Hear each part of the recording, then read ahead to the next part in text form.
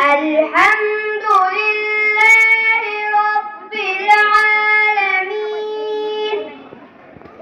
الرحمن الرحيم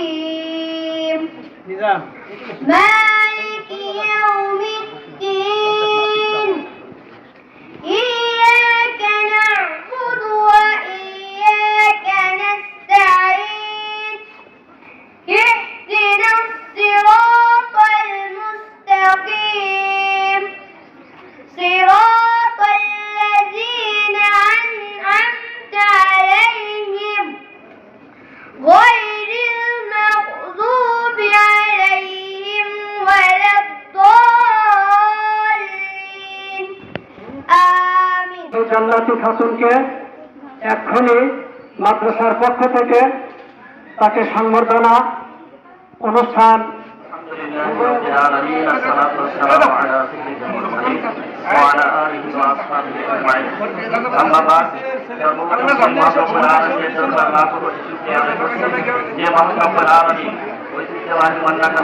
মাদ্রাসা আজকে সংবর্ধনা অনুষ্ঠানে যে রব্বুল আলামিন আমাদেরকে এখানে উপস্থিত হওয়ার তৌফিক দিয়েছেন, ওই রব্বুল আলামিনের দরবারে শুকরিয়া জ্ঞাপন সকলে বলি আলহামদুলিল্লাহ। আর সেই সঙ্গে সকলে দরুদ এবং সালাম পেশ করছি মানবতার মুক্তির দিশারি মুহাম্মদুর রাসূলুল্লাহ সাল্লাল্লাহু আলাইহি ওয়াসাল্লামের। আজকে আমাদের যে এই সংবর্ধনা, এইখান থেকে আমাদেরকে শিক্ষা নিতে হবে। শিক্ষাটা হলো এই যে কোনো ছাত্র বা ছাত্রী যদি ইচ্ছা করে যে আমি ভালো রেজাল্ট করব, ভালো কিছু করব, তাহলে তার থেকে সম্ভব। কিন্তু কেউ যদি গাফিলতি করে, কেউ যদি ইচ্ছা থাকা সত্ত্বেও সেই ইচ্ছা অনুযায়ী কাজ যদি না করে, তাহলে সে সফলতা অর্জন করতে পারবে না। আজকের আয়োজন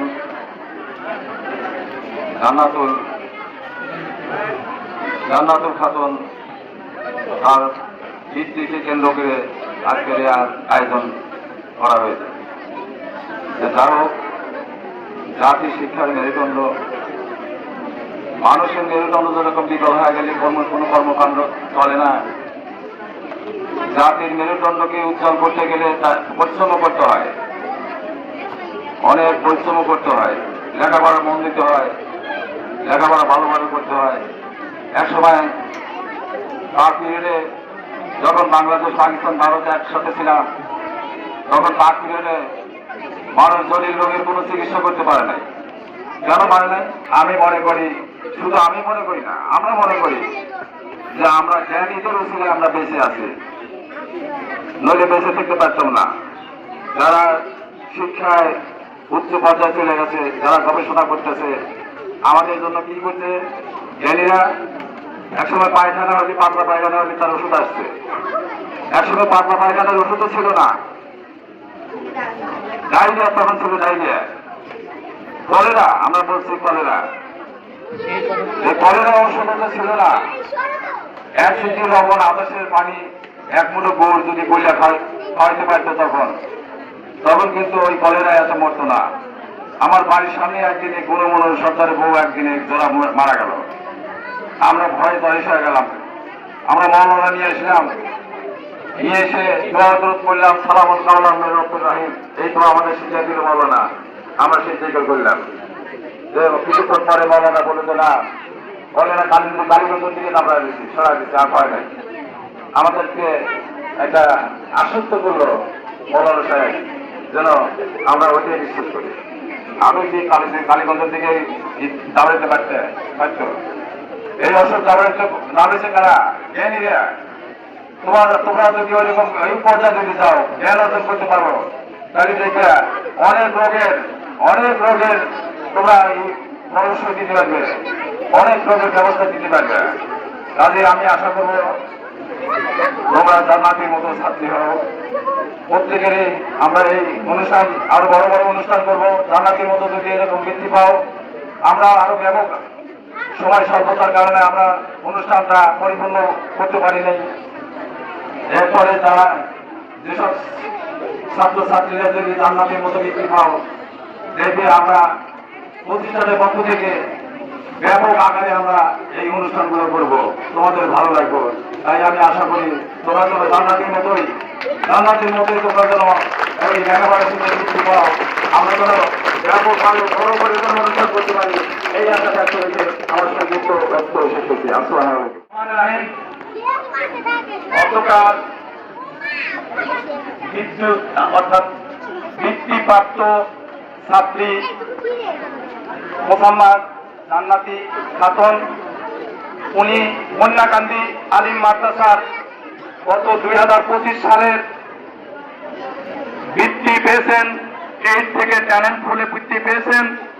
সেই অনুষ্ঠানের আজকের এই মহতী অনুষ্ঠানের সম্মানিত সভাপতি, উপস্থিত বন্যাকান্দি আলিম মাদ্রাসার সম্মানিত দাতা সদস্য, শ্রদ্ধাভাজন মুরব্বী আমাদের জনাব জাহাঙ্গীর সরকার চাচা মিয়া, উপস্থিত অত্র প্রতিষ্ঠানের মোহাম্মদ আব্দুল মান্নান, উপস্থিত এই আলিম মাদ্রাসার সকল শিক্ষক বিন্দু এবং এই মাদ্রাসার সকল ছাত্রছাত্রী, আমার পক্ষ থেকে এবং বন্যাকান্দি আলিম মাদ্রাসার পক্ষ থেকে সবাইকে আন্তরিক সালাম, আসসালামু আলাইকুম। এরা বৃত্তি পাওয়া কত বড় যে একটা পাওয়া, কত সুনামের ব্যাপার। তাই জান্নাতি খাতুনকে আমরা কি বলবো, সে অনেক এই মাদ্রাসার অনেক উন্নত শিখরে পৌঁছে দিয়েছে। আশা করি আরো যারা তোমরা ছাত্রছাত্রী এই মাদ্রাসায় রয়েছে, আগামী দিনে তোমরাও যেন এই সুফল বয়ে আনতে পারো, এই কামনা করি। করলে তোমাদের উজ্জ্বল হবে এবং এই বন্যাকান্দি আলিম মাদ্রাসার সুনাম অক্ষুণ্ণ থাকবে। তাই তোমরা ভালোভাবে লেখাপড়া করবে, আগামী দিনে যেন তোমরা আরো সুন্দর সবাই সে জান্নাতির মতো তোমরা আরো 10 জন বা 20 জন জান্নাতি যেন এই মাদ্রাসায় তোমরা বৃত্তি পেতে পারো, এই কামনা তোমাদের জন্য থাকবে। এবং আমাদেরও, আমরা যারা শিক্ষক প্রতিনিধি এখানে আছি, তাদের উদ্দেশ্যে বলবো, আপনারাও সকলে একটু নিজের প্রাণপণ চেষ্টা করে সবাইকে ভালোভাবে লেখাপড়া করাবেন, এই কামনা করি। আর সময় যেহেতু খুব সংকীর্ণ, তাই আমি বেশি কিছু বলবো না।